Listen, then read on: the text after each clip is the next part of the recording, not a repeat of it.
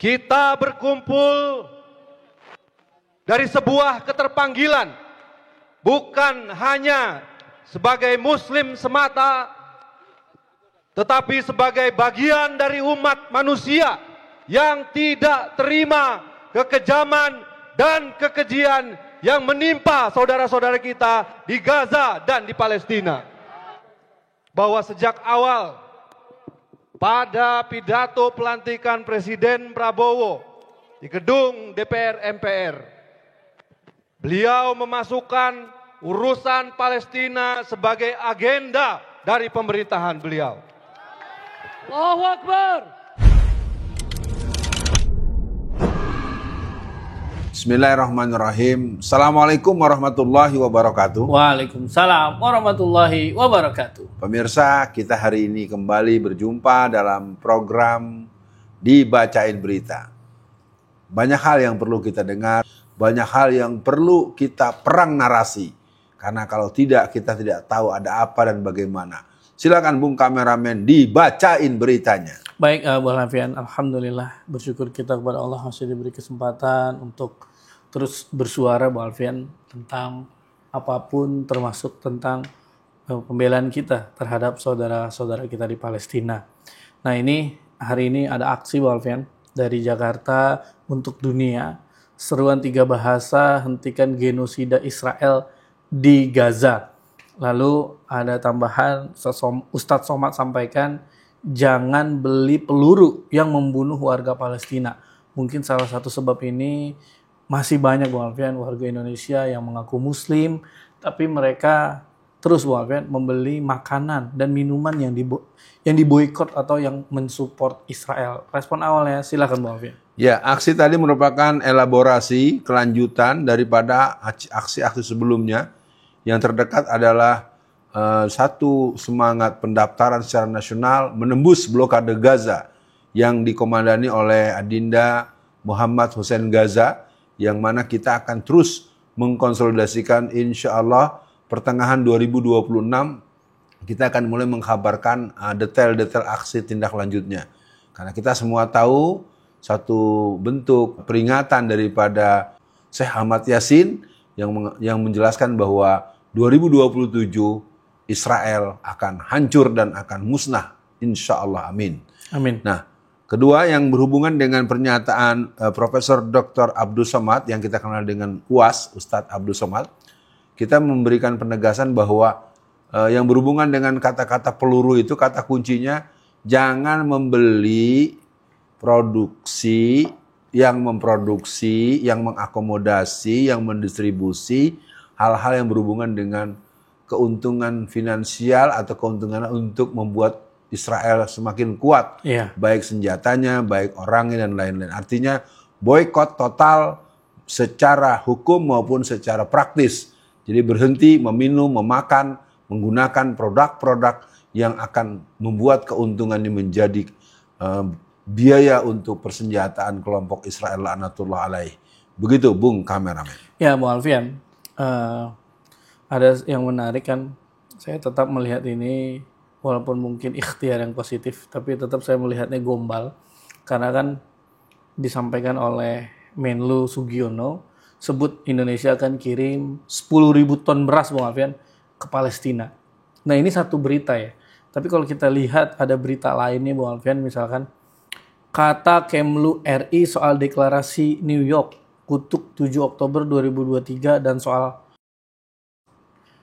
Jadi Indonesia turut, nah ini Bu Alfian, Indonesia turut menandatangani deklarasi New York mengenai implementasi solusi 2 negara terkait Palestina yang memuat kutukan, ya Bu Alfian, terhadap peristiwa 7 Oktober 2023 dan permintaan agar meletakkan senjatanya, Bu Alfian. Ini kan munafik menurut saya, Bu Alfian. Jadi mungkin di sesi tengah ini, bagaimana Bu Alfian melihat ini? Apakah Indonesia hanya gimmick kepada Amerika biar Amerika melihat Indonesia tidak sebagai musuh?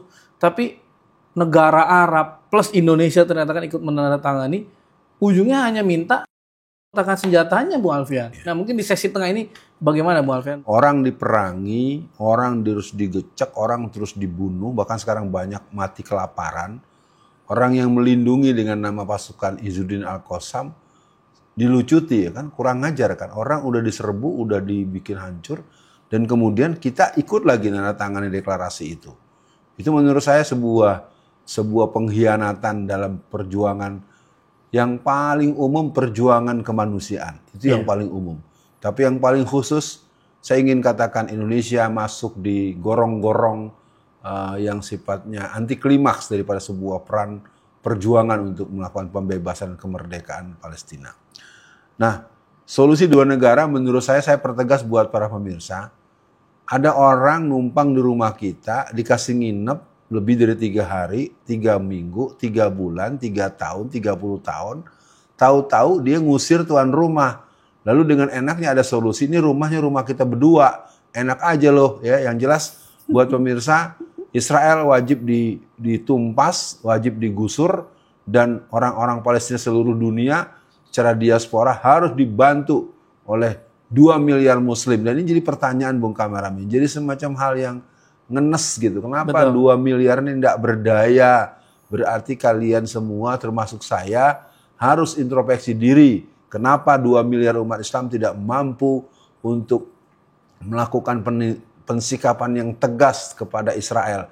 Yang jelas ada yang salah dengan iman kita, ada yang salah dengan pemahaman sejarah kita, ada yang salah dalam pemahaman prinsip-prinsip akidah kita, dan tentu kita terus belajar. Dan saya nyatakan pendapat Bapak Menlu kita itu memang boleh dibilang sebuah hal yang tidak perlu, yang diperlukan kiriman orang, kiriman senjata, kiriman pasukan untuk mengusir IDF, dan untuk, nah yang jelas pernyataan politik yang bersikap tegas dan keras. Kalau makanan segala macam itu masih ratusan ribu kontainer, masih ratusan ribu truk yang tertahan di Rafah, di perbatasan. Begitu Pak Sugiono, saya yakin Bapak tahu, maka untuk pengiriman 10 ton beras itu mungkin bisa diganti dengan 1.000 senjata otomatis yang diberikan kepada teman-teman yang ada di sana, Izzuddin Al-Qassam, sehingga mereka punya persenjataan yang canggih kiriman Indonesia. Ya, Bang Alfian, forum tersebut yang saya ceritakan itu dihadiri oleh 125 perwakilan negara dari 193 negara anggota hadir. Amerika dan Israel memboikot forum ini. Jadi Amerika sendiri dan Israel emang nggak suka sama forum ini. Nah, kedua, selain mereka itu ikut forum ini, tapi membuat deklarasi yang tadi, Bang Alfian, mengecam Tufanul Aqsa. Aneh, Bang Alfian. Harusnya total backup aja Palestina harusnya, tapi memang saya melihat ini kelakuannya contohnya kayak presidennya Mesir, Bang Alfian. Mungkin dia nggak mau terlalu, pertama dia mempertahankan posisinya kan, pengen jadi raja mungkin selamanya. Harusnya dia tinggal buka dong, Bang Alfian, Rafah selesai. Berarti kan ada sesuatu dia dengan Israel, kira-kira kan begitu. Nah kemudian Wamenlu RI yang hadir ke sana menjelaskan bahwa deklarasi tersebut tidak bisa dilihat hanya satu poin saja, melainkan harus dilihat sebagai satu kesatuan. Nama orang itu Tata dipanggilnya, mengatakan bahwa tambahan beberapa negara yang mengakui negara Palestina perlu dilihat secara strategis, menyatakan bahwa 5 negara anggota tetap Dewan Keamanan PBB Amerika, Prancis, Inggris, Rusia, dan Cina harus menyetujui Palestina agar Palestina bisa menjadi anggota PBB. Tapi anggota PBB, vetonya tetap Amerika. Ini kan capek banget kita nih. Dari 5 ini, tinggal 1 yang belum mengakui Palestina sebagai negara. Oleh karena itu, sekarang sudah ada kemajuan. Kemarin Kanada juga bersiap untuk mengakui Palestina sebagai negara. Jadi, ya kira-kira masih, apa ya Bu Alfian? Terkesan pengen belain Palestina, tapi ada sedikit mengikuti kemauan Israel, kira-kira gitu ya. Jadi mungkin untuk closingnya Bu Alfian, menurut saya ya memang kita agak sulit ya menghadapi permainan yang dibuat oleh Israel ini. Tapi minimal terlihat lah Bu Alfian, Indonesia walaupun menterinya atau presidennya belum begitu tegas, tapi kan masyarakatnya total Bu Alfian mensupport Palestina. Mereka bahkan ada Bu Alfian yang nggak tahu cerita itu gimana, dia bisa langsung Alfian ngirim uang ke sana. Kemudian kalau kita ngeliat Malaysia langsung Anwar Ibrahimnya. Mungkin untuk closingnya Bu Alfian, apapun kondisi yang kita hadapi tetap Bu Alfian, karena kelaparan di sana kita udah sangat miris melihatnya. Untuk closingnya Iya, silakan. yang jelas, yang perlu saya sampaikan, ini memang sebuah diplomasi konyol-konyolan di mana Amerika seolah-olah menolak adanya pertemuan itu semua. Tetapi saya duga kuat ini juga kemauan mereka untuk menunjukkan, tuh kan, gue nggak ikut tuh, lo begitu tuh gitu kan, kira-kira begitu. Iya. Yang jelas buat seluruh masyarakat di seluruh Indonesia maupun seluruh dunia, di PBB memang ada harapan adanya perwakilan Palestina. Tapi perwakilan Palestina bukan mereka yang memiliki otoritas politik di sana. Iya. Ya kan, yang dikasih malah orang-orang yang sebenarnya kalah dalam pemilu. Itu kan yang di Palestina itu kan yang diakui Iya, benar. bukan Hamas sebagai sebagai pemenang pemilu tahun 2006. Sekali lagi buat pemirsa, memang ini sebuah, makanya beberapa kalangan ahli-ahli pergerakan, ahli perjuangan Islam, mereka melihat bahwa PBB itu ya perserikatan bangsat-bangsat gitu. Ya. Jadi sebuah situasi yang sangat tidak cukup membuat kita boleh berharap. Nah, kemudian bagaimana adanya penolakan terhadap Badai Al-Aqsa? Itu baru dicubit dikit aja, ya Allah, nangisnya meraung-raung. Selama ini Anda sudah membunuh berapa puluh ribu orang secara akumulatif. Mungkin ratusan ribu orang, mungkin lebih lagi. Sekali lagi, sebagai kata penutup, kita lakukan perjuangan untuk Palestina merdeka. Tidak ada cerita opsi dua negara, yang ada Palestina merdeka sendirian yang bukan orang Palestina, ikut peraturan pemerintah Palestina atau keluar dari Palestina. Assalamualaikum warahmatullahi wabarakatuh. Waalaikumsalam warahmatullahi wabarakatuh.